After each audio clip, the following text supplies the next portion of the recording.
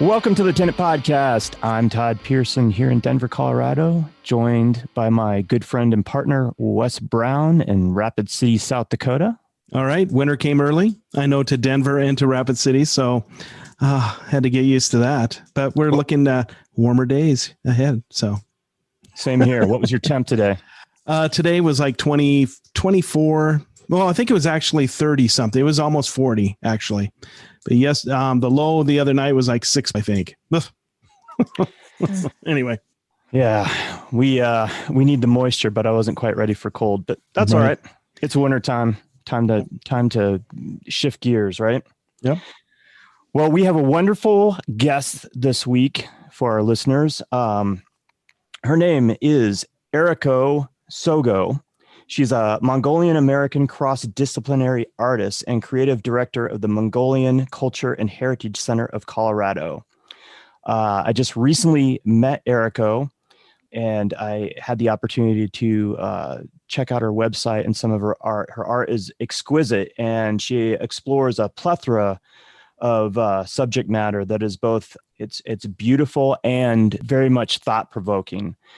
Eriko, how are you this evening? I'm good. Thank you so much for having me. I'm excited to talk with you because I think you have a very interesting story. And I feel like it was one of those things that was somewhat meant to be. We were both at a gallery show closing this weekend on a K down at the Sandra Phillips Gallery. And as I was getting ready to leave, Eriko came in and we were introduced, but didn't really get a chance to talk very much.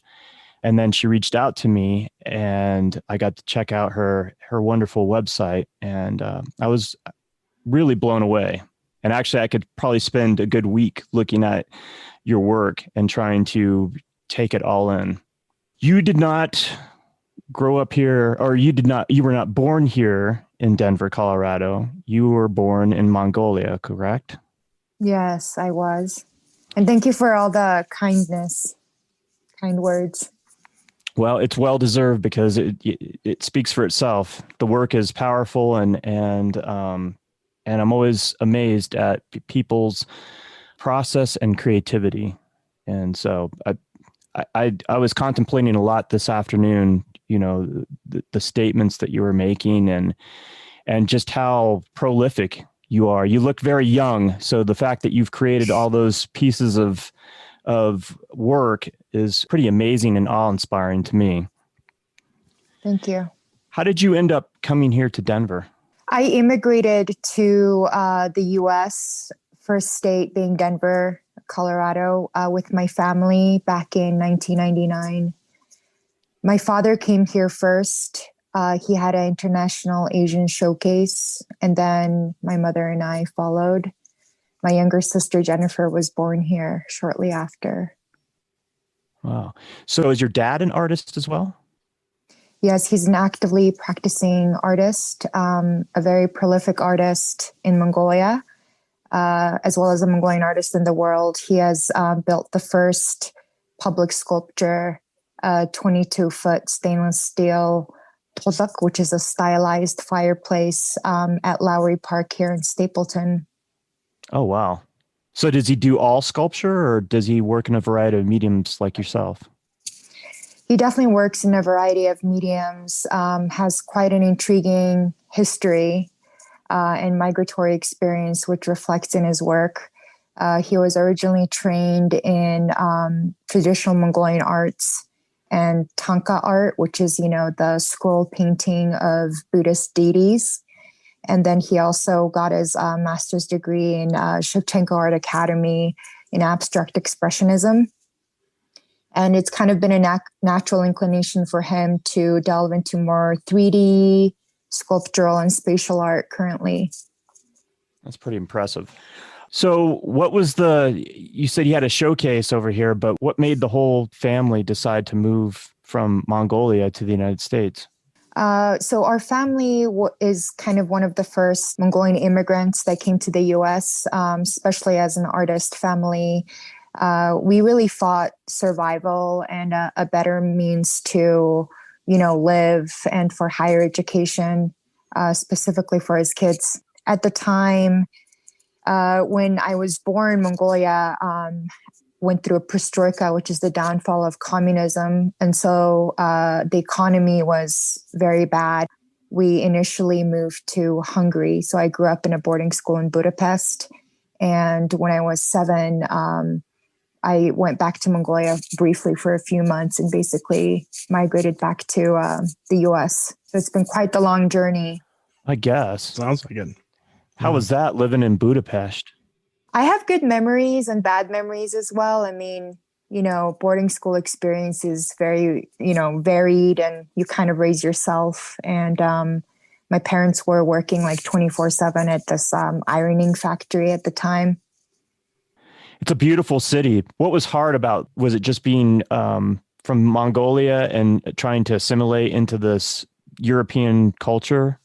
Mm-hmm.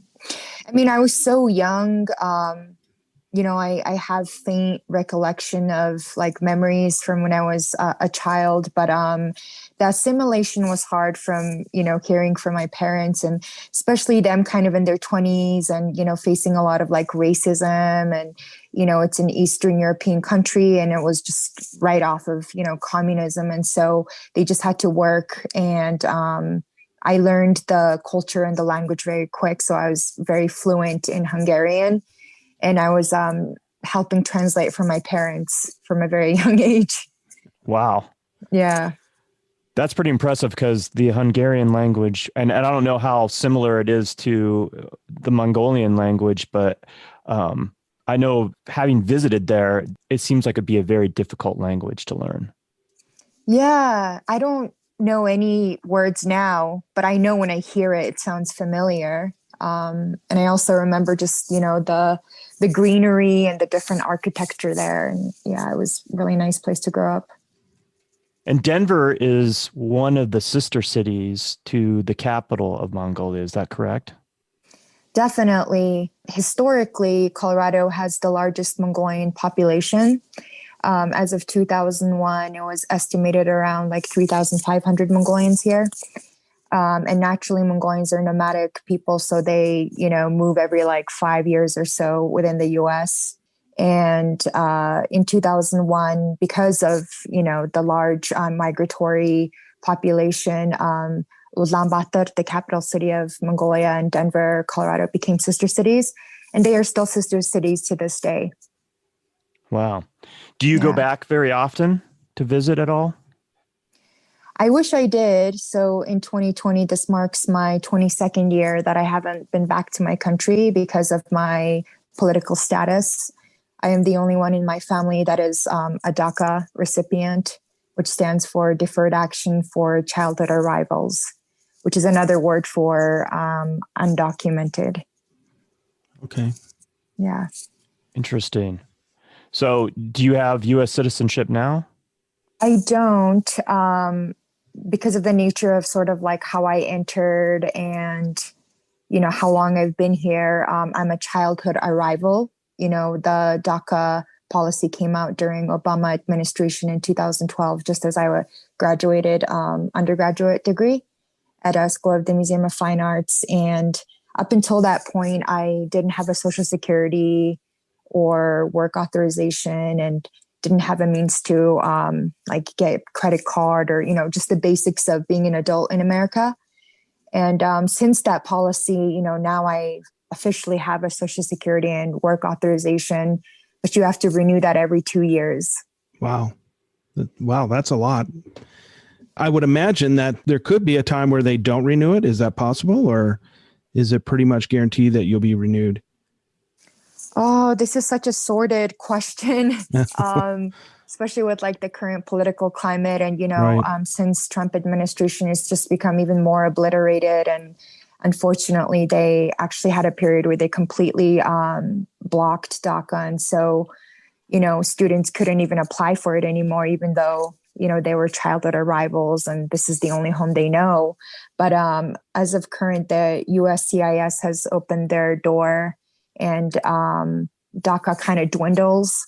but it's never guaranteed. It's Mm-hmm. really a quarantine system for undocumented folks to admit themselves in exchange for, a temporary verification. And, you do everything as a US citizen, you pay taxes and you live as a citizen, but you don't get any federal benefits, including scholarships or Medicaid. You're not applicable for anything. It's a tough position to be in. I can't Oh, imagine. It is. Yeah. It's the mirage of the American dream is, really how I say it. And it promises you something, but it never gives it to you, Mm-hmm. Yeah. And so this whole experience really plays into your artwork. We've talked a lot about identity, both on and off the podcast, with a variety of different people from different cultures. Your art definitely deals a lot with identity. Is that correct? Absolutely. I speak and live the marginal identity. And so my art is just an extension of, my life experiences and sort of the pain of, living a marginal identity as well as the other side as well. Yeah. Is it hard to reconcile these two different cultures that you belong to, but yet at the same time, you're not really, you are here in America and you've definitely done a ton of stuff. You're educated and obviously incredibly intelligent and talented, but yet you're not giving the status of an American citizen. Do you feel like you've always been kind of in between these two cultures? Yeah, I associate the marginal place as a place of pain and a place of power.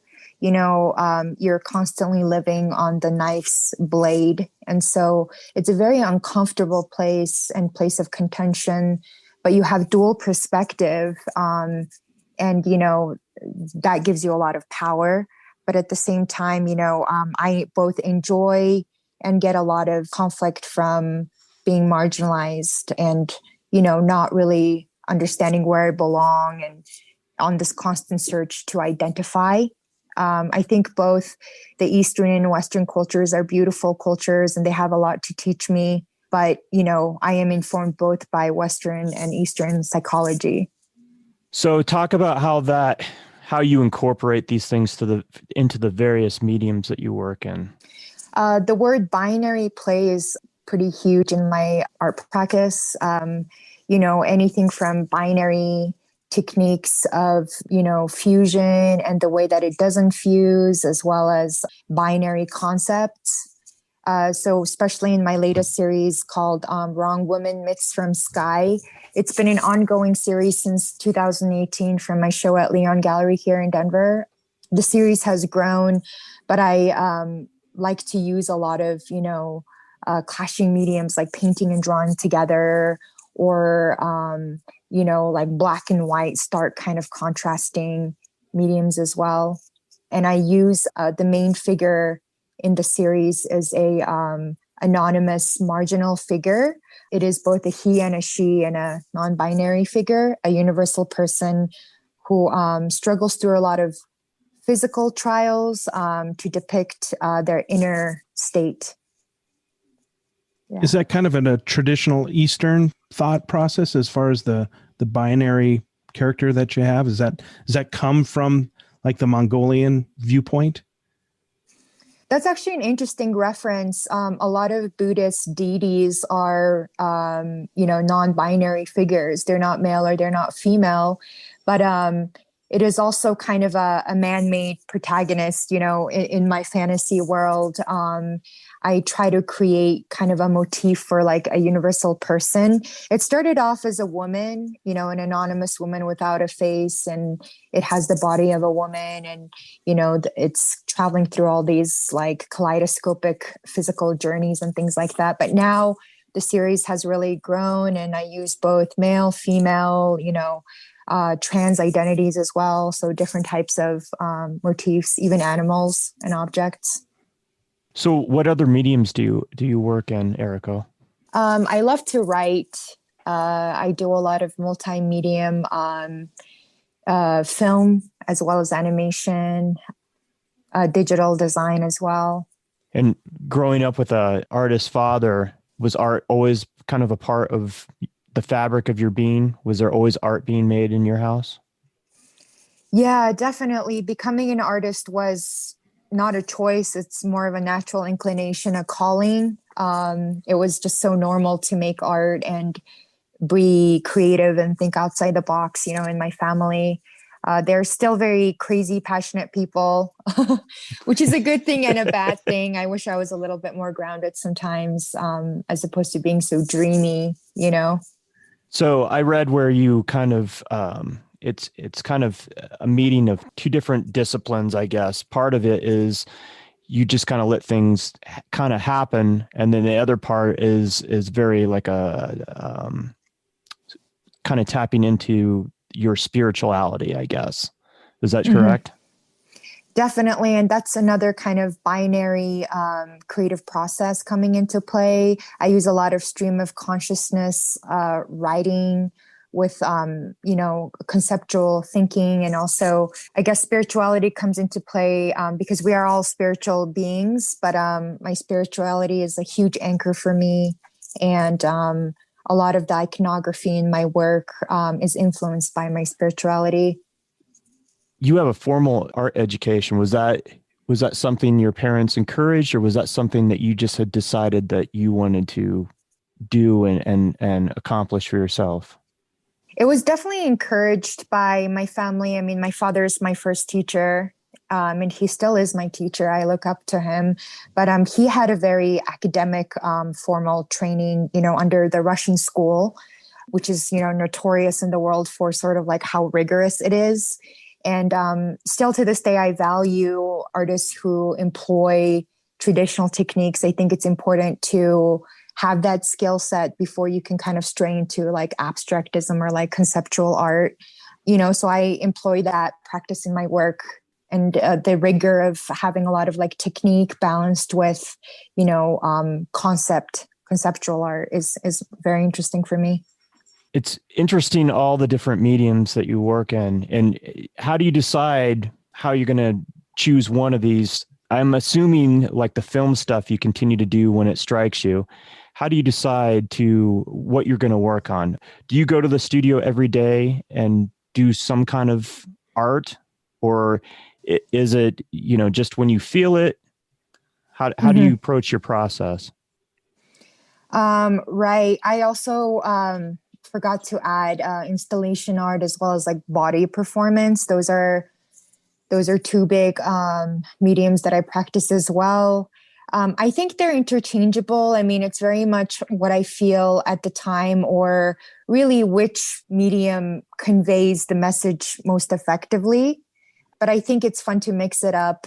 For me, drawing, even though I do that prevalently, it's very control-based. I enjoy the hard surface, but I like to interplay it with painting, which is very lucid, fluid, and a loss of control, as well as body performance, which is very temporal. But at the same time, there's this kind of direct expression that I enjoy, and the no documentation of it too that I enjoy. Film is more, or animation is so time-based and technique-oriented that you have to like build over time and also work with other artists, so it's very collaborative medium. Yeah, so I think I just interchange it really according to what calls to me most at the time. Where did you go to college at? School of the Museum of Fine Arts in affiliation with Tufts University, Boston. Okay. How was that education? How was that program?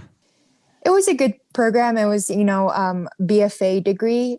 Currently, actually, the school has changed their name, and it's the art school is under Tufts. But before, the museum school had its own building, like right across the MFA, Museum of Fine Arts. And then we would get our academics at Medford campus, so in a different campus. My college education is, kind of a long history, because at the time I was undocumented. And so the means to acquire higher education was pretty impossible at the time, especially how expensive art schools are. And so I kind of relied on the merit of my portfolio to save me. And I was so fortunate to get a full scholarship. And that was the only way that I was able to finish higher education at the time. This is before DACA came out in the US. Yeah. Do you feel like you got a good foundation there? Yeah, I mean, it's a very hipster school, very hippie school, school made for artists, made by artists for artists. And so I think I enjoyed the freedom, but, I wish there was more structure. I think I made the structure for myself because of how hard I was on myself, and having formal education before college really through my father. And so I just kind of pushed my way through and made my own curriculum, did a lot of anatomy for like the first 3 years, and, a lot of conceptual art too, and found myself in the middle. I haven't inquired about this in a while, but did they give you a good foundation as far as like the business side of things of being an artist? That's such a good question. I wish they did.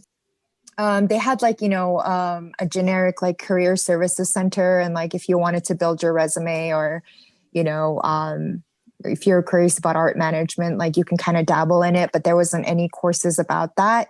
That's really something that I learned myself, through experimentation and practice by just like delving in after school into the art world. We've had this conversation, not in a while, but numerous times with various artists that have gotten an art education, and that seems to be the missing link in a higher art education, is that art schools do not teach you the business side of art and how to be successful. They'll give you all the tools of how to be a great artist, but not necessarily being successful to, have an art life. So I was just curious. Absolutely. I wish more people would ask this question, as well as implement this in, the education system, even, in a non-art school, how to just manage yourself, because I feel like we live in the social media era, and it's important to, learn how to like represent yourself, We had a very quick conversation yesterday about social media. Are you a fan of social media? Ooh, I wish I was. I'm a social media illiterate person. I have no social media except for my website and my blog that I host. Are you pretty consistent with your blog? Yeah, I mean, I try to update it after I have like a big event or some kind of, art function. I like the control that I have over it, and like, uploading pictures and talking about my experience from a first person perspective. But I don't know that too many people read it, just my subscribers and stragglers, I guess, online. Yeah. I love that. Subscribers and stragglers. Yeah. That should be a title for a podcast, I think. Yeah. Wherever they hear about me, randomly. So you don't have a Facebook or Instagram or anything? No, but I do have official representation through Tapan Agency in Los Angeles. They represent me internationally. They represent 70 artists. Wow, that's pretty impressive. Yeah. Thank you. So before we go any further this evening, just for our listeners, if you're listening to this and you want to check out Eriko's website, it's erikotsogo.com, erikotsogo.com. Check it out. There's amazing work in there. I'll have this in the episode notes for this week as well. So do you sell a lot of stuff online? I do. I have both Tapan in the West Coast and Saatchi in the East Coast. I have my book that I sell through like Blurb, and some of my apparel that I sell through another online vendor. So despite not really doing any kind of social media or not having social media, you definitely are savvy when it comes to online sales. Has that helped you in this weird situation that we're in right now with the pandemic and shows being canceled and postponed? It's definitely been a saving grace, especially with Tapan. That's a new relationship. They found me like 2 years ago, but it took a while to launch. So I really launched this year, April of 2020. And, already I've sold 5 to 6 pieces. And, I did a residency with them earlier this year during quarantine. I was actually in Los Angeles, kind of, making work specifically for them. I made 10 new pieces and left all of them and then came home to the protests back to Denver. And, they take care of all like the photographs and the professional photography and the framing and the selling and the prints and all of that. And so, but at the same time, they also take, commission. Just like a gallery would. Exactly. Yeah. So that's a very unique position to be in. Did they just search you out or did you approach them? How did that relationship start? They found me through an artist residency program. I was found by one of their agents. They have like a few agents that work for them. And I think they snoop for artists. I mean, they claim that they search for like emerging artists, but I don't exactly know like their network, but it's pretty expensive. And then it takes a while to be initiated and go through the contract process and all of that stuff. Yeah. So what kind of commission rate do they pull from the sell? Can you speak to that? Yeah. I mean, I don't think it's a secret. It's just like a gallery 50%. Okay. Yeah. Yeah. Now, when I referred to that being a unique position, I don't know a lot of companies that, and maybe I'm wrong in assuming this, but they give artists residencies and give them time to create work that they're going to sell expressly. Was that a unique position to be in? It was, kind of an agreement that we had amongst ourselves. And I think they're also experimental. They take a lot of risk and they're for the artist. And so, they do the best they can, and they have housing up at their center in like downtown Los Angeles. So it's a pretty nice studio space and it's very central. Yeah. So I think it's a wonderful deal, but, I'm also contracted for a few years and it's very much about just seeing how things pan out and if they can deliver, personally for the artist. Like as opposed to Saatchi, for example, that's very much a self-led type of portal and you post your own works and, they take care of all the sales and everything like that. And they market you and you get more of a spotlight if you're join one of their fairs. And I was chosen for the other fair in Brooklyn this year. I was supposed to have a show there. But because of COVID, everything got postponed. But they kind of give you more of a highlight, like you're in the front page or something, and they're international. They're, from London and they're in Paris and New York and everything. And so you kind of get more of exposure that way as well. Is their commission rate based the same, 50%? It varies depending on like prints, paintings, drawings. But yeah, it can go up to 50% or more. Oh, wow. Yeah. And reading on your website, it appears that you've been the recipient of a number of residencies. Is that correct? Yeah, I've done some residencies in the U.S. as well as, recipient of grants. I think that's probably more what you saw. Yeah. Okay. How many residencies have you had? I would say maybe 5 or 6. Okay. Yeah. Yeah. I think that's in itself is pretty impressive, having 5 or 6 different residencies. How important is it for an artist to get a residency? That's a good question. I mean, to me, residencies are, just focalized periods to practice and hone in on like a particular project or a series, and just to kind of, get away from the demands of daily life and kind of, detach and really delve into your project. So, I mean, it would be great if you can always get residencies. I've actually met some artists who kind of hop from residency to residency, residency hoppers. But I think that's also a little bit impractical though, because I do want to have like one foot in with like society and sell my work and have like a period where I can like show and exhibit after I create, Outside of Saatchi and Tapan, right? Mm-hmm. Do you have local gallery representation here in Denver? I don't have local gallery representation, but I'm very fond of Leon Gallery. They were instrumental sort of in my career and how it started in Denver locally in 2018. Since then, I've collaborated with a lot of creatives here in Denver. and currently working with Meow Wolf Denver, for their permanent exhibit space. I have a room. You're doing an installation of some sort for them? Yeah, interactive permanent installation. Mm-hmm. That's pretty spectacular. How did that come about? Thank you. I did, they had a call, and so just submitted an idea, but also my good friends are some of the founding members. I mean, I think, Meow Wolf is, they give you a fair chance to present your ideas, but it's also like a close-knit group of artists and creatives. And so I'm sure the network plays into effect as well, the networking. Speak a little bit about that, because I think that's something that artists tend to neglect. How important is networking and making connections with people in the art world? Mm-hmm.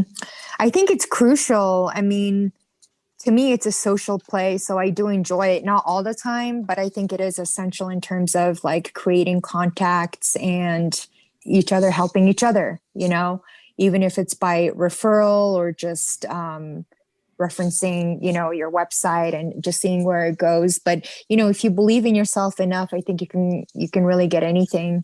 You don't have to like wait for someone to knock at your door, like especially for folks like me who don't have social media. I still have to like depend on this like archaic method of like meeting people in person, or introducing myself. There's something to be said for that, though. I mean, you reached out to me. You took the initiative the other day to reach out to me, and I thought, wow, that's pretty impressive. There was 2 other artists there that I met while I was in the gallery, both which gave me their business cards. You didn't have a business card. Yeah, not that day. I forgot it. You broke the cardinal rule, Eriko. I did. I think we all do, but if you're conscientious of it, business cards are important. That's true. But both of those artists gave me business cards, but no like follow-up at all. Mm-hmm. And what struck me is that, wow, here's this young woman that has reached out to me, this artist, and she took the initiative. And I thought, very impressive. I always think it's people that follow up make a great impression, I think. And so kudos to you for doing that. And I like that you're old school, so to speak. I'm not, I do the social media thing because I have to promote this podcast. I'm terrible about it in my own business practice. But I would much rather talk to somebody face to face. I'm more of a phone call type of guy. I just like the human connection. And that seems like kind of where you're at too, that you would much rather interact with somebody personally and make that connection as opposed to, something that's just out in the realm of the internet. Right. Likewise. I do think it's like a lost art form though. And so I don't know how many opportunities I've lost by not having social media. I do see so many successful artists who sell and, who have like followers and like a legion of fans or something. But I'll do this until I can't do it anymore, I guess. I'm still trying out this kind of middleman agency situation currently because, you can't always have shows and not everybody comes into a gallery, for example, But the agency has really been a saving grace during COVID, especially because, our galleries are so limited in how they operate now. Well, I think the fact that you're willing to go out and meet people and follow through and follow up with people, if you ever kick into the social media part and you continue doing that, you'll be, it'll just push you even further because you can have social media, but if you never follow up or never go out to connect, you still haven't gained anything other than maybe exposure to a larger group, but it still takes the effort. Sales, I come from a sales background and it's all about meeting people and building a relationship and then following through and following up. So yeah, I think you're on the right path there. Thank you so much. Maybe it comes from like the administrative, like art management side. I'm very good at emails. I have to be, like working for the culture center. But, there's no shame in my game. I mean, like I believe in myself. And if I have to just forward like my website or something. That's not a big deal. I mean, that's actually really how my relationship with Leon Gallery started too. I was like very consistent, and I liked the gallery and the artists that had shows there. And so I like went in there and introduced myself, and the rest is history, you know? Yeah. Do you think that also stems from the fact that the situation that you grew up in, you know, having to see that if you wanted something, you actually had to make something happen and had to go for it? Absolutely. Kind of making a way where there is no way. That's like a very common motif in my life, even with how, you know, I got School of the Museum of Fine Arts and the full scholarship. And, you know, I don't like to really rely on external help and like wait for a saving grace or something. Because sometimes that never comes, you know, like you have to take initiative.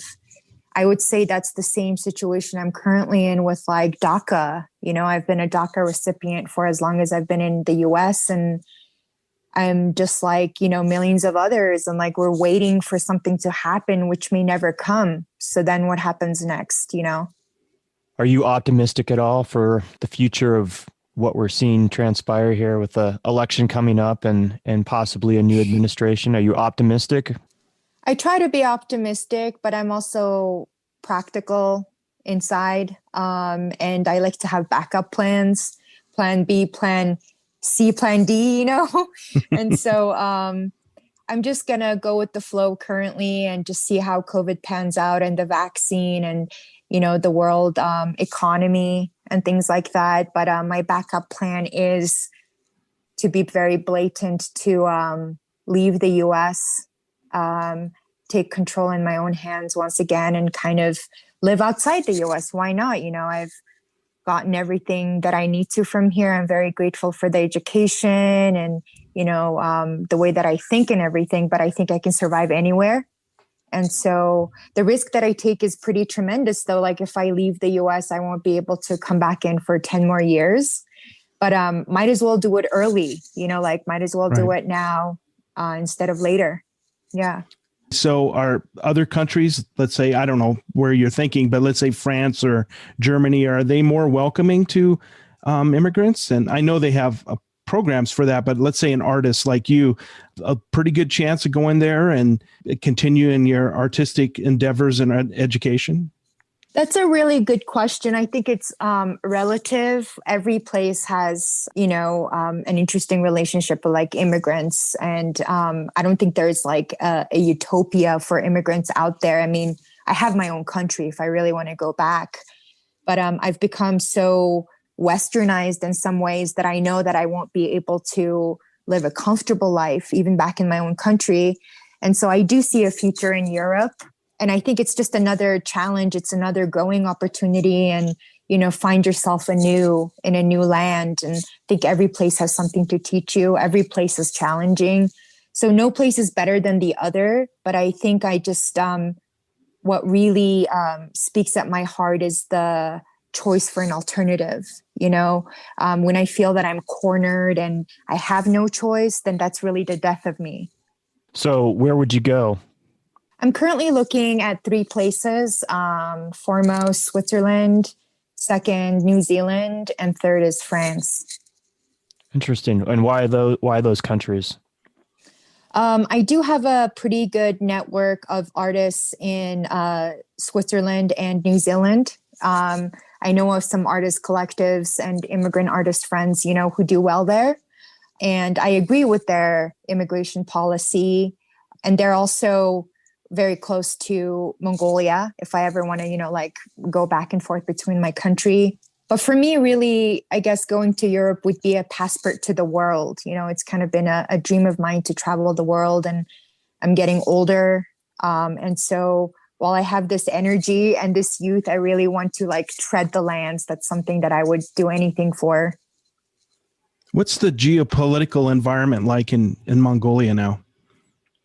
Is it relatively safe to move? Like if you decided you wanted to go back for a while, is it safe to live there as a, you know, coming back from the United States or? Mm-hmm. Yeah. Safe is an interesting word. Yeah. Well, I mean, to be honest, Mongolia is a third world country. It is a developing country. It is extremely corrupt. It's been compared to the likes of Brazil. So the extremely rich and the extremely poor live together. Politically, we have an undercurrent of socialism, but they claim to be, a capitalist country. So it's an interesting fusion.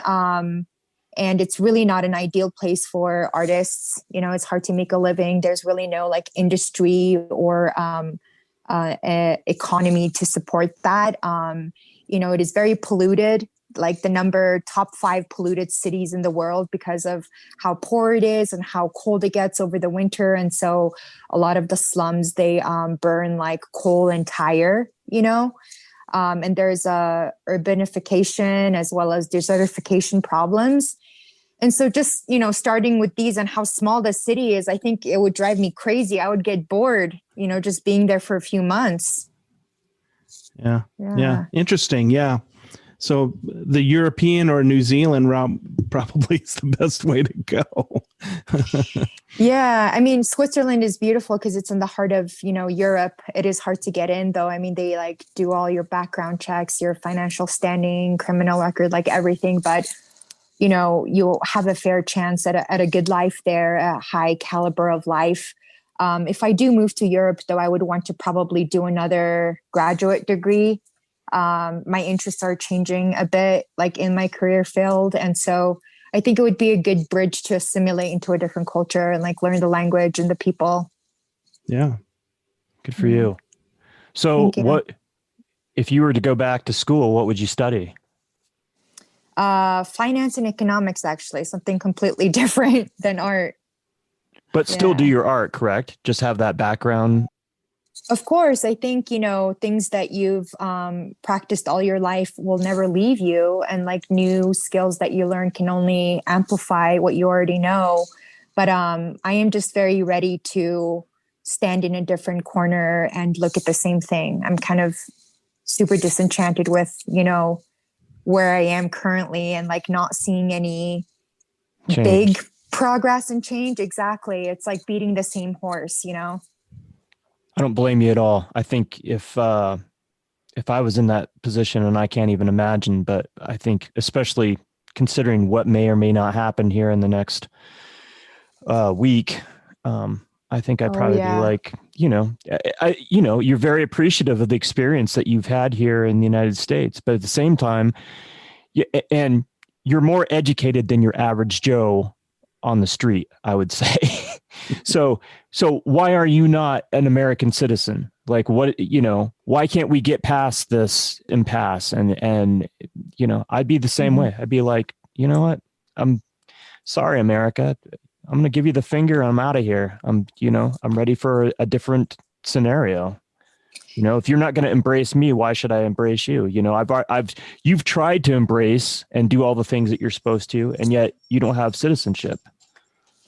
Yeah, I mean, part of me is angry, I mean, I do feel that as an artist, I give back to my country, like America a lot, and I do see this as my country. But I mean, that's an interesting question. If I was ever given a choice, become a US citizen or, be a citizen of the world or citizen of Mongolia, I actually wouldn't become a US citizen. I would still want to preserve my Mongolian citizenship. Mongolia doesn't allow dual citizenship currently. I think it's important, to have your like origins intact in some ways, like because of how I was raised. My family are very prideful people and I'm very proud of my culture. But at the same time, I guess being undocumented for this long has really taught me how to be limitless within a limit. I love to have a limit so that I can be infinite within. And kind of see no's as yeses, you know what I mean? And so if this is what America had to teach me, then I'm so grateful, but I also want to move on and kind of experience what the world has to give me, as a world citizen. And I think I have so much to give, everyone, not just America. Yeah. Yeah. So you love the challenge and you probably enjoy being underestimated. Yeah. Yes, I'm very defiant, actually. If I don't have defiance, I get bored. Yeah.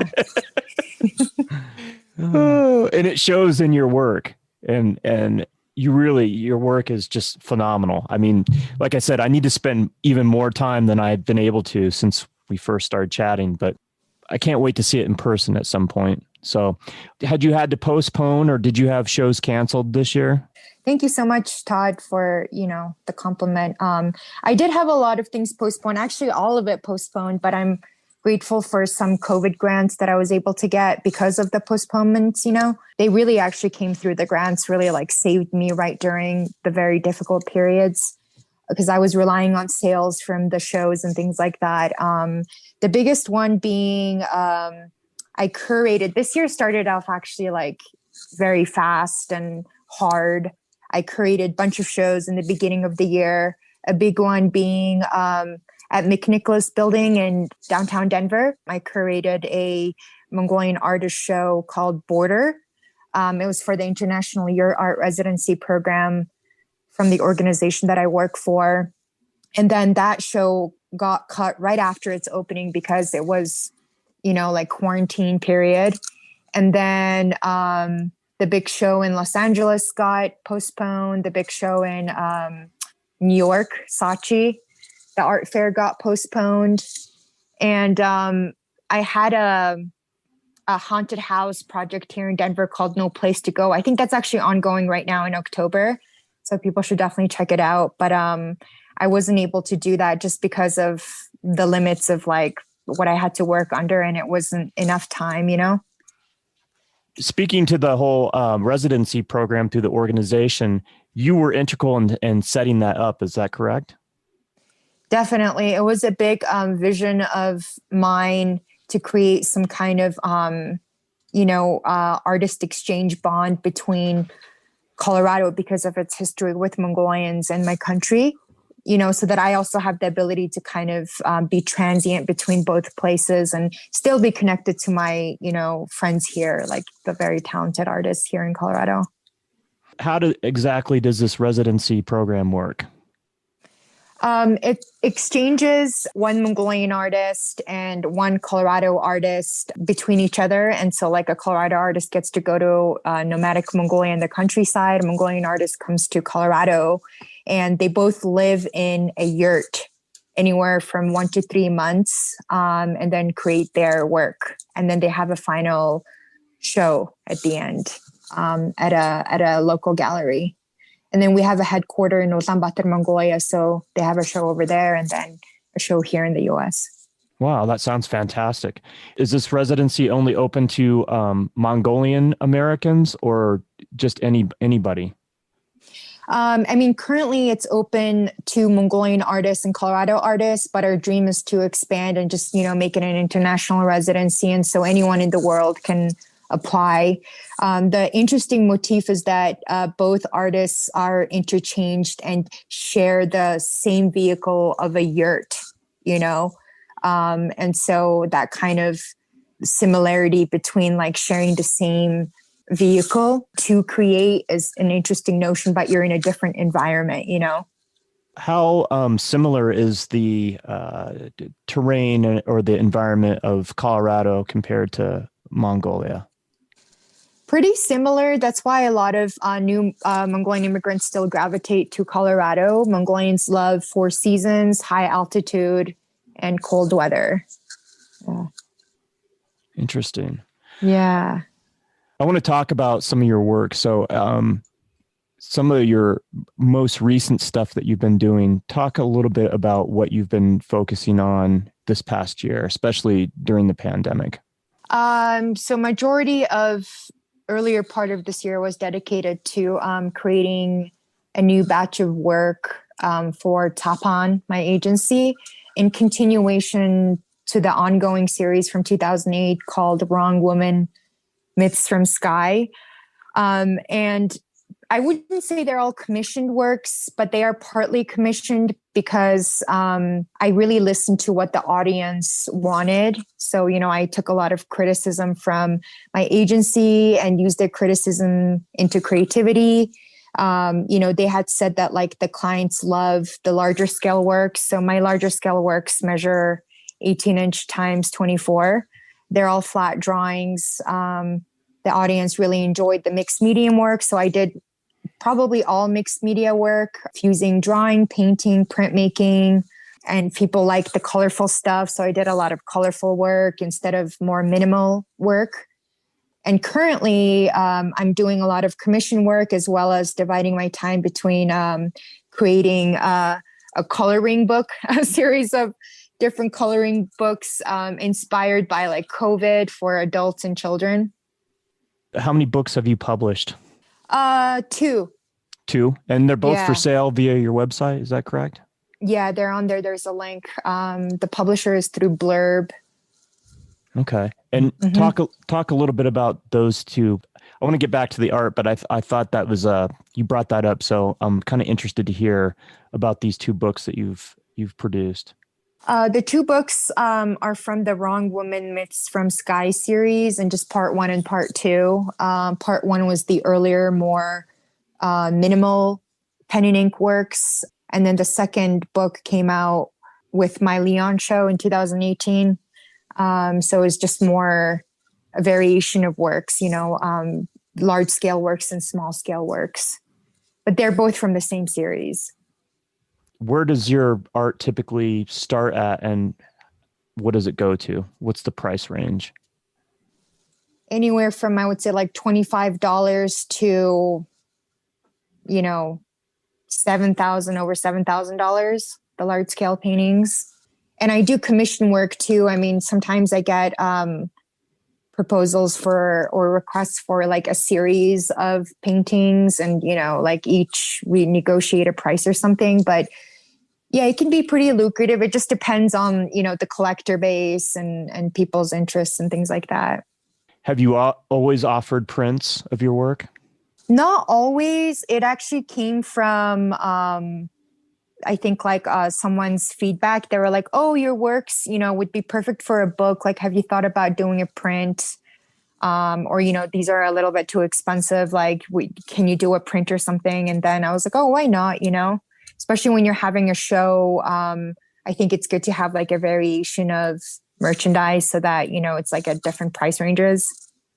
I think that's really smart. And I find that a lot of artists that are successful, they offer something for everybody. So the print is a great way for people that might not have a lot of money, or, maybe they're just frugal in general, to acquire a piece of your artwork, right?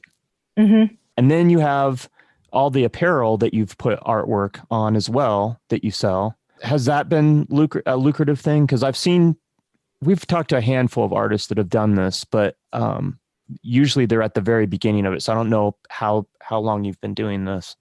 Mm-hmm. I mean, I sell occasionally. I wouldn't say they're like, hot commodities or anything yet. I think if I give them the attention that they need and like plug them into some kind of marketing scheme or something like that, like it'll be better. But right now I'm just focusing more on the fine art, and the prints and this new relationship with the agency and just selling online. Yeah. How much do those t-shirts sell for that have your drawings on them? They start from $25. I think they're beautiful. I think that, I don't know, Christmas is coming up, folks. Thank Check out the website.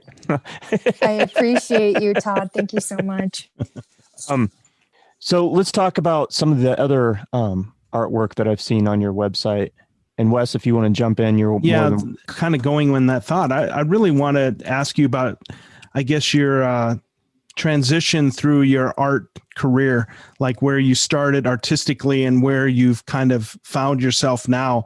Is it kind of just happenstance, or have you seen your progression of your career as far as your style? Because it's really looks like it's changed a lot, or at least there's different segments of it, because I don't know really the chronological order of what I'm looking at. But can you talk about the transition of your art career? Definitely. I'm big on like effort and kind of just trying things out, and you never know unless you do them and you try them. So even from my website, for example, you'll see kind of a progression of, different subject matters and different attempts. They're not all successful, but I think it's good to see if, things work for you. I am more focused on, working in series and my relationship with like my agency currently, just because it does, sell and it motivates me to create more. I think as I progress further, I would like to just hone in my practice more and, probably not do some things like, I don't know if I want to sell more, shirts or cards or posters or all these things. I think they're good effort for now. Yeah. In terms of progression and the timeline of things, if you look at like my artwork section, those are sort of the crucial series that I continually work on. I love to create like nonstop. And so I have multiple series in case I get bored of one of them. But in terms of the archive section on my website, you'll see sort of like the order of like past works. Good question, Wes. How does one come up with the concept of love letters? So Todd, I have, once again, we say this every now and then. I was actually going to ask something, not necessarily that question, but I definitely wanted to know about that whole series. So, man, we think alike, Todd. Thanks. Yeah, that's interesting. Nobody has asked me about that actually in a while. So hold it. When did you? 2013 is when you came up with that. Yeah, back in the day. And it's an ongoing series, right? Yeah, I add to it, but I haven't, I think, updated some of the prints. They're, large scale sort of like photographic prints, but initially they're, these kind of text statements made in pen on like inflated condoms, then deflated or something. And so it's just like kind of the regurgitation of a thought process and like letting it go, or thoughts that continually like purge in your mind, statements related to relationships or like past lovers or something, It's an interesting way to explore that subject matter, but I'm just always amazed at people's creativity. Like when I watched and when I clicked on that link and I scrolled through and I looked at the various ones, I was like, I would never have come up with that. So I'm just that was exactly my thought too. I would never come up with that. But I think they're amazing. Yeah, and I think they're really interesting. Thank you. So explain the I mean, you kind of did explain the process, but in the end, they're photographic prints. Is that what you were saying? So you do the process, you blow up the condom, you write on it something that strikes you at that moment, and then they're deflated, and then you photograph them. Is that correct? Yeah. And I think the beauty of it for me was, text and writing is huge in my work still now, but I like the intricacy of how these texts kind of how they deflated into these like really intricate, like delicate writings. And also just, it's a humorous series, so it's a lot of like using pun and like wordplay. And I used to keep the condoms. They're long gone at this point, but it would be nice to have like a show with the photographic print and the condom next to it or something like that. But yeah, they just live in photographic prints at this point. How big are the prints? They're about, some are 16 by 20, some are 18 by 24. That's awesome. I love it. I think they're brilliant. And so when you said that, I was envisioning like each condom in its own little like shadow box, and then you have like this grid of them on a wall or something. I don't know, but I love that idea. I think they're amazing. And so I got to ask about process, and you rarely do this part of it, but like, are you just wandering around your studio and all of a sudden it hits you like, what if I just bought like a pack of condoms? Or you were out somewhere with friends and maybe you were at a bar or something that had, one of those weird condom machines that you see when you're traveling across the United States, and you're like, oh, pink condoms. Oh, I know what I could do with that. I could, how did that come? How did that come into existence? That thought. So I had an excess collection of different colored condoms and like different textures because I thought they were interesting. And then paired with, like remembering helium balloons and like riding on balloons, and how they deflate, and then like the big kind of drawings or markings that you make like become super tiny. So I just paired the both, and I was like, oh, this is interesting. But it really wasn't like such a serious project. I think I was probably doing it like in between drawing or something like that. Same with like the soap project that I have, my obsession with like Irish Spring. It's something tactile and something that is, playful and fun, but also I guess it could be serious. I didn't see that one. So I didn't see the that Irish. either. Yeah, explain the Irish Spring series. Oh, I have a profound infatuation with Irish Spring since 2010, almost 10 years now. It's the original bar, the green one that really gets to me. And I like to do soap play, AKA soap porn. And so, you would be surprised how many different variations of like soap play you can do. You can soak it, you can cut it, you can put it in the microwave, you can eat it. There's so many things that you could do. So I got to ask you, have you tasted Irish Spring? Oh yeah. And sometimes it's just so tempting, and then you just have to kind of throw it back up. It's getting very detailed here. Well, I just think that's interesting. It's all for fun. Oh yeah. And Irish Spring is a very different soap, right? And it's very, even though that's not a soap that I grew up with, I've owned a bar of Irish Spring, but I'm sure in some people's households they grew up with Irish Spring. That was pretty iconic as far as an American soap. Yeah, exactly. Right. Yeah, exactly. I think so. I mean, I didn't grow up with it, but there's something about the pillowy goodness of these soaps and how, tactile they are, and they fit into your palms, and they're so calming, and like this overwhelming scent, that just like invades you, and your like orifices. But olfactory things are really intriguing to me too. Yeah, and Irish Spring has a very distinct smell. Very, not necessarily unpleasant, but just it's definitely Irish Spring. It's like nothing else, and nobody else smells like Irish Spring. Very true. I thought the interesting word was soap play and porn. I thought that was a choice of words.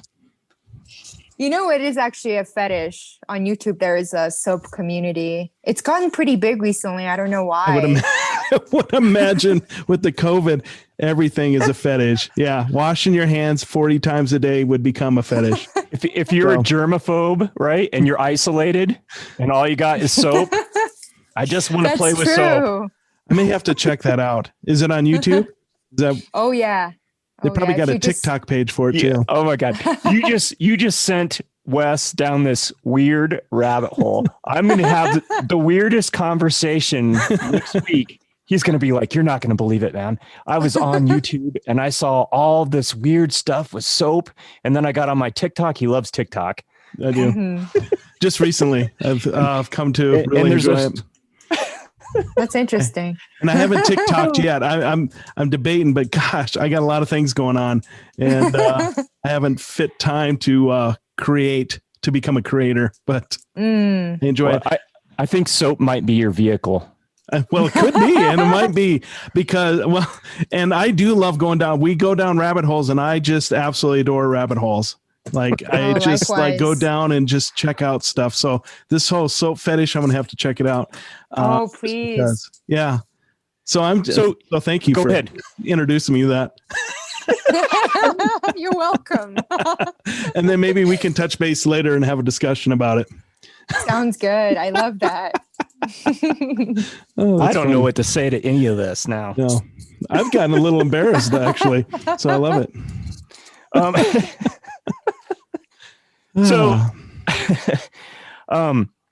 So are you you've talked about a couple times during this podcast, and that's my dog's ass in the background, by the way. Speaking of Irish Spring.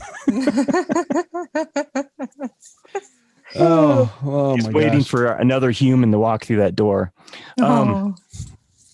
He's a good dog. He's a sweet dog. But you've talked a multitude of times already on this podcast about sensory stuff. Do you feel like you have a heightened sense or heightened senses? I've never asked this question to an artist, but you seem like you're definitely like in tune with your different senses. Absolutely. I think it's especially when there's no lack of stimulation, like as we go through COVID, and I'm constantly on the go, and that's one thing I'm greedy about, is kind of like, the six stimulations, like the senses. But because there's been a void of that, I think I'm just becoming like a strange, like fetishist or something, like it's more heightened than ever before, and more inclination to like experiment with things that are like readily available that stimulate my senses. Were you like this as a child as well? I think so. Just a curious child in general, not knowing the risk, which could be good and bad, but just kind of like delving into it and then tasting everything, Interesting. Yeah. Let's talk about some of your other work. One of the things that I really liked was your that stackable wood sculpture I think you did when you were in college. Yeah. Talk a little bit about that. I think that was from like a drawing to sculpture class or something. So it just kind of we were supposed to build a self-portrait with like all these like wood chips, like wood pieces from the wood shop, like scraps. And they just look like Legos to me, some kind of like building structures. And so I started to build this like long landscape that measured my height, but in a horizontal fashion. And I would kind of play with it every day and like make a self-portrait to like how I felt each day. So like stack them in different variations. I think it could be a whole series, really. My professor really liked it at the time. I thought it was really interesting the way you had it set up, and you showed like, I think 3 different variations of it. Mm-hmm. And then there was another thing that I found in your archives that I thought was interesting. It's called the Lost Year. Oh yeah. Talk about that. I'm curious how that whole thing came about. It was really intriguing as far as the concept and everything. Mm-hmm. Thank you. I found this journal by Dorothy Lavin in one of the houses that I used to live in Boston at the time, and it was archival book actually from like 1930s. So it had like a lot of stains and the paper had yellowed.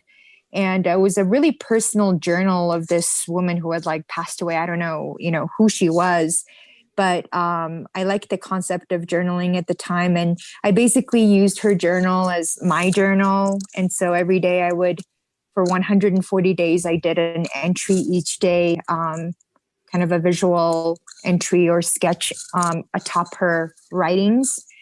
And really had fun just like playing with, this context basically being limitless within a limit. And, it grew into this very like personal series or something, and later had a show with all of the drawings. A lot of people responded to that book. I thought it was a really cool concept, and I loved looking at the individual pages that you had done. Thank you. It was 140 pages long? Yeah, so 140 days consecutively. I like really forced that on myself, like make an entry per day. And it was just a form of sketching, really. But it really like grew into something else, So that's how many pages the notebook had, or you just set that number? That's how many pages a notebook had. Okay. Mm-hmm. I just wanted to clarify that. That was one of my other questions that I wanted to make sure I understood. It's very reminiscent of like the Native American, ledger art. They took ledger sheets and, they still do, and create art from them. Very beautiful art. And so it really reminds me of that. So that's kind of cool. Interesting. Thank you. Another series of yours that I liked as I was looking through your archives was the breathing series. Talk a little bit about that. I thought that was kind of curious and interesting as well, how you came up with that. Mm-hmm. I was really interested in like capturing emotion physically, because emotion is so invisible. And I still have yet to do actually my weight series, but I was trying to like measure emotion, starting with like sadness, and if you can collect tears and then like measure them on a scale. And so at the time I was pretty depressed. And so I like started like hoarding and collecting things and putting them in Ziploc and like seeing them decay, some kind of comfort in seeing them die. And, starting with like blood to different like oranges and fruits and things like that, and seeing them kind of grow mold over time. But I also liked the fact that they were like contained, so that they were like in the safe space and I can see them rot in a sense and decay. Yeah. Are you infatuated as an artist with death and decay? I think we all are, aren't we? Even with COVID and how, like when mortality hits you and like how we are all changing and realizing how much I, for example, take things for granted, and how they're really not promised, Has this whole pandemic made you think a lot more about your mortality? Have you gone through the different scenarios in your head? For sure, especially after doing the residency in Los Angeles and coming back to the protest, like it just was so intense, the environment, that I went through like a period of like existential crisis and reevaluating, the identity of what it means to be an artist and my future, and how long is this going to continue? Am I going to die? Are my parents okay? Are my friends okay? And and all the people that maybe you've hurt or that you didn't mean to, or the hearts that you broke, and vice versa. So are you a heartbreaker? Yeah. I don't think so. Not consciously. All she's gonna give me. Yeah. Period. There's a trail of people behind her who's been heartbroken by her, I'm sure. They're all invisible ghosts. Yeah. Another series that I saw of yours that really resonated is the series you did. It's entitled World Inside a Warehouse. Talk a little bit about that. Wow. Yeah, that it's kind of continuation of the journaling from the last year series. But that was when I was super depressed. Like I didn't get out of my house for 3 months, like actually like lived in my trash and didn't see sun. So the only way that I survived through those days were to make an entry into this hand-bound book that I still have, and very dark subject matter. I can't open it now. No. It's just so personal and so painful, but it also really saved my life, to be honest. The book later, my mother took that, and, when I was just going through something very difficult, she showed one of my benefactors, who helped me a lot in my life and my education. And, he came and helped hospitalize me, because of a result of that book, because I was really self-harming in some ways. And, this is in my earlier 20s. But yeah, it really saved me because I just had the inability to speak or communicate with anyone. And the only way that I could do it was through my art and through the journal.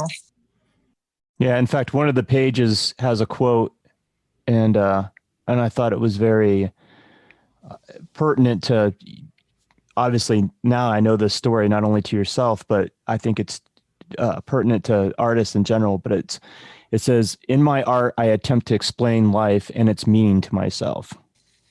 Yeah, for sure. So looking at all those, I would never have guessed. I mean, it is dark, but I would never have guessed that that's what you were going through during that period. And I'm sorry, Wes, I interrupted you. So go ahead. No, well, no, I'm glad you continued. I was curious. Was it a hard decision to include this on your website? Because That's it's so dark and it was so personal? It was, but it's also part of my history. It is the truth. And so even though it was hard, absolutely, maybe I allowed myself to face it by making it public, There's some pages that I also put a white space on. I don't know if you noticed that in the series, because they're just like too personal, a lot of secrets revealed. But, that's part of my process even now, is like purging. And, my creative process consists of like being in solitude for months. Like, I don't like to be social when I'm creating, balanced with social periods. Yeah. That was interesting, because I kind of got that sense the other day when we first started communicating. I'm like, she is busy in my mind. I was picturing you working, and you had told me at one point in the thread of going back and forth that you were in the studio working. But I already, from that first email, when you responded back to mine, I was like, she's in her space creating right now, and she has her time, and I totally could respect that. Right. And then you said, here, you can call me at these certain times. But in my head, I'm thinking, this is her creative time. Like, she's working on something important. She's engrossed in what she's doing at the moment. Yeah.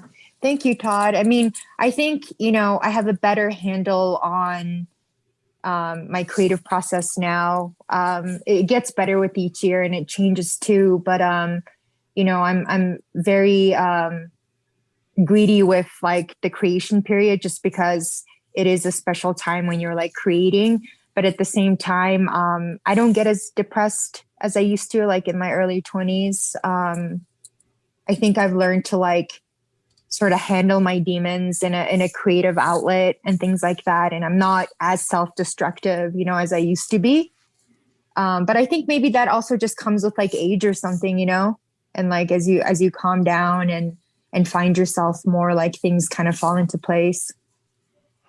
I think that early 20s period, and I'm imagining, especially being in the position that you've been here in the United States, and we've talked a little bit about identity and not feeling like you belong to any particular culture, or kind of being stuck in between.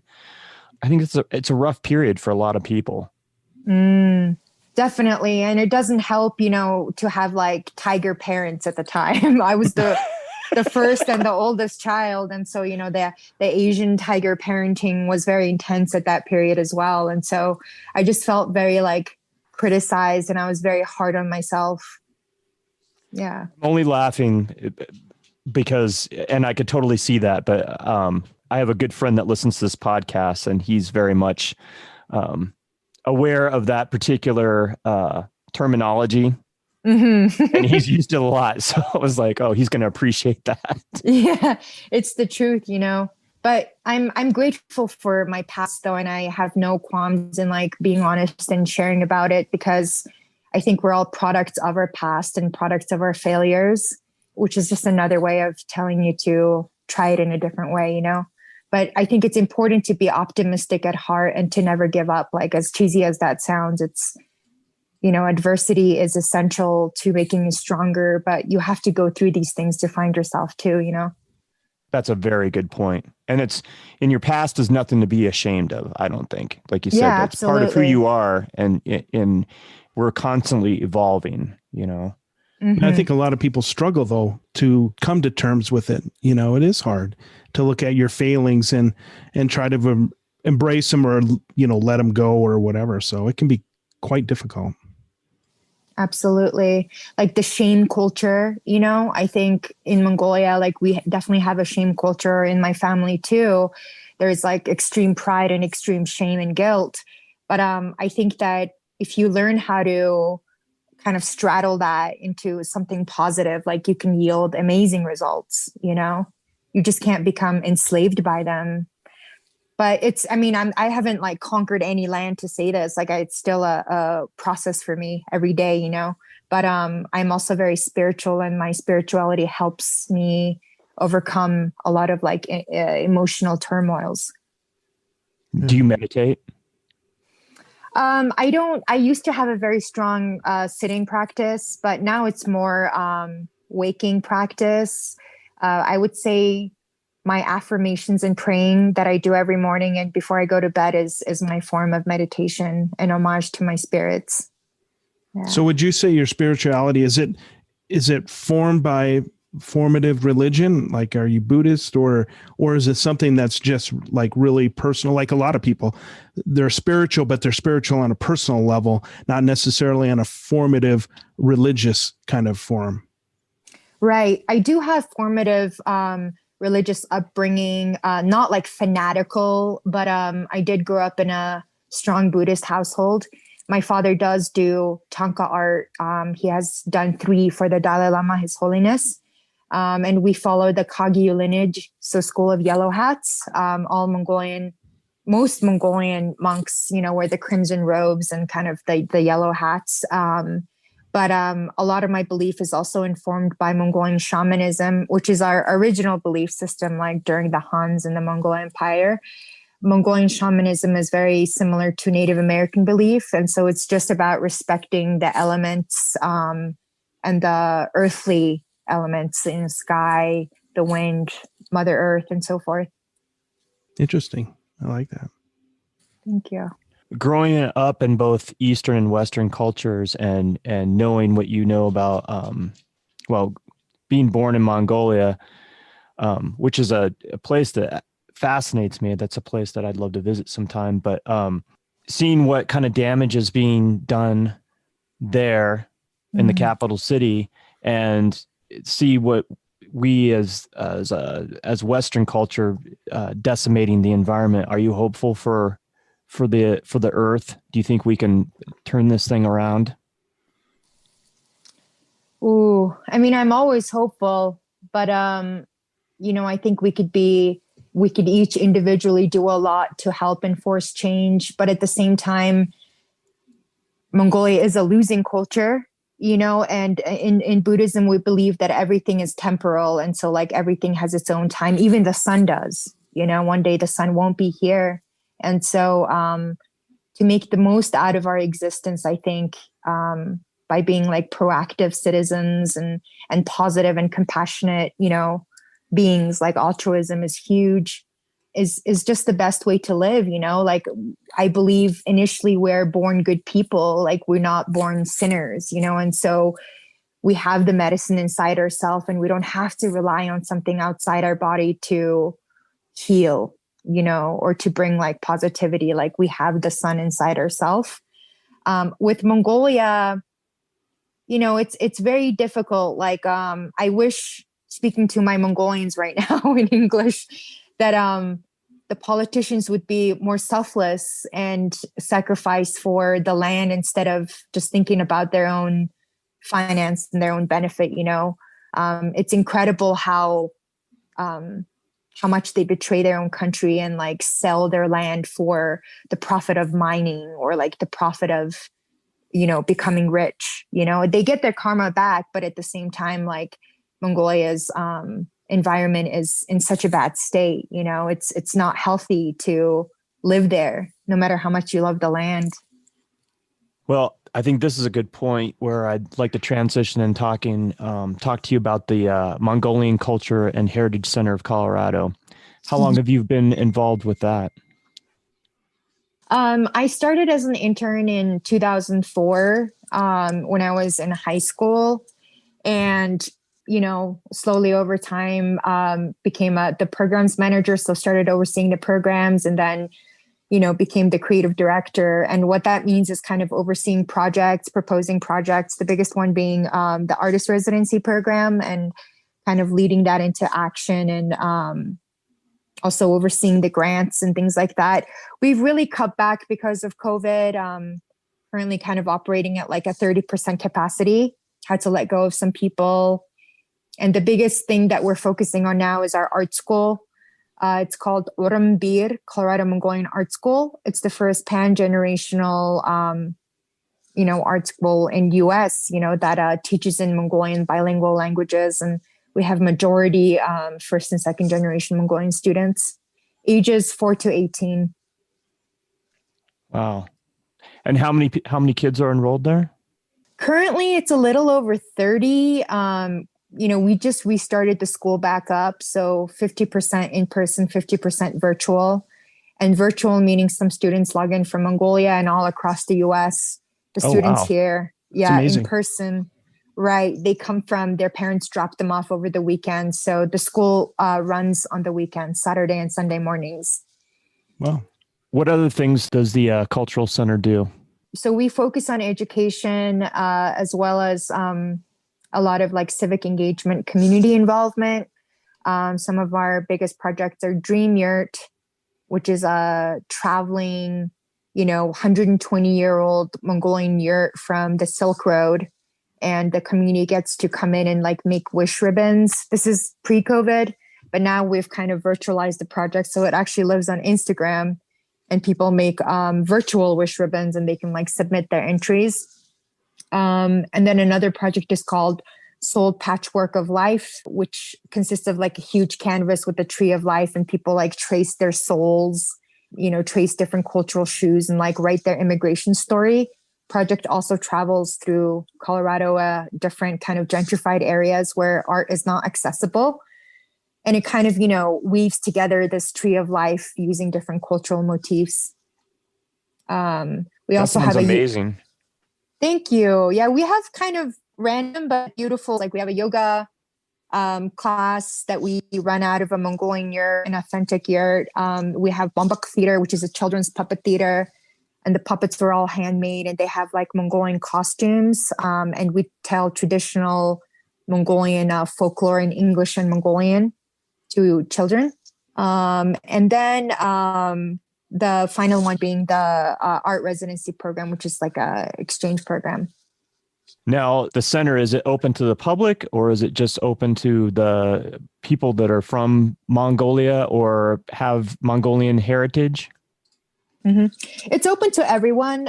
We definitely have, we serve, the Colorado Mongolian community and Mongolians across the US, but it's open to the public. I mean, with COVID, we're not really allowing visitors, but, with appointment here and there, sometimes we get students who are like doing papers on Mongolia and stuff, and they want to come check out some of the artifacts that we have.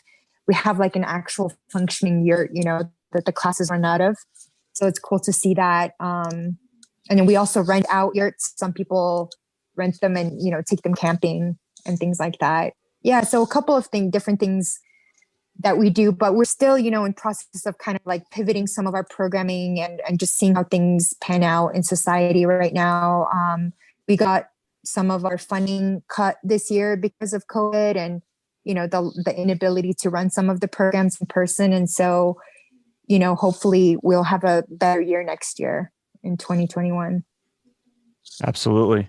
I think that's amazing. I had no idea that Denver, you said early on in the podcast, Denver has the largest Mongolian population in the United States. Is that what you said? Is that correct?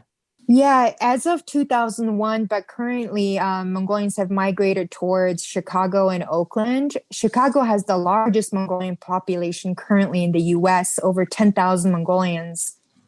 And Oakland has over like 8,000 Mongolians. And so what's the draw there, do you think? What's the draw to Chicago and Oakland?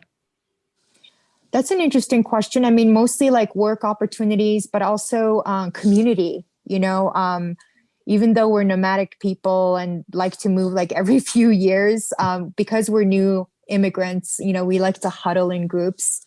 I can speak for Chicago because we have a lot of contacts there, but, for the first time, like Mongolian immigrants can kind of live on their own businesses. There's a lot of like nail salons, sushi places, real estate, agents and things like that. And so they can support themselves. They have like a little Mongolian neighborhood even in Chicago, compared to our counterparts like the Chinese community or Korean community, which are huge, and they have thousands of community members, but we're still fairly new. So we're building.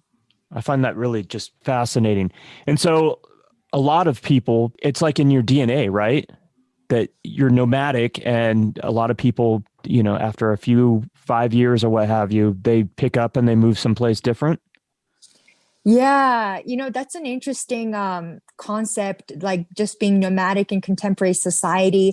It's really the psychology of space, like me having been through this myself. Still to this day, like Mongolians are just one of the most stubborn people. They have a hard time working with each other, because they're not used to like sedentary lifestyle. And they do very well, like independent businesses, and each Mongolian is like super skillful because you have to like learn all these skills, like to survive in the wild, like you have to depend on yourself, but they're not very good at collaborating for the long term. I can definitely speak for that, even for the community here in Colorado. It's interesting because you're just so used to you're in this extreme environment, and that's something I can relate to because I grew up in Alaska. Okay. So isolation and being self-sufficient, those are kind of a theme of Alaskans, but definitely I could see that in Mongolia. And so that's interesting that even though I would see it as it's very much a community of people, but they're very independent people, within that community. Exactly. And I think I suffer from this too, is, you could be as skillful as you want, but, it's hard to kind of exist within community for a long time. Like there's this yearning to separate and like start wandering or something. And sometimes, they could be very hard to work with because of like, the ego too, like Mongolians with Mongolians, like usually it ends up in some kind of argument, but, they're skillful though. Like they're very self-sufficient. Yeah. But your parents seem like they've put down roots here in Denver. Is that correct? Yeah, they have. They do well for themselves, and most of my relatives are here, and some in Mongolia. But they're in process of getting their green card currently, so they're gonna kind of start going back and forth between Mongolia. Like once COVID gets better, Mongolia is doing very well during COVID. Actually, like they have rarely anybody that got sick, but they have a 21-day quarantine system currently. So unlike America that just says, screw it, Mongolians are doing the right thing for you, Mongolia. Yeah, I was very surprised, but they started in January, like very early, and maybe because they understand the dangers of like how fast it could spread because we're so small, they're being extra cautious at the border, and they're inviting all their citizens back. But there's only like one airline, and you have to go through like Germany or something, because usually you can go through Korea or Japan, but it's so bad at the other countries. So you have to get on a waiting list, and then if you're lucky enough to get on this plane and go back to the country, you have to like quarantine for 21 days.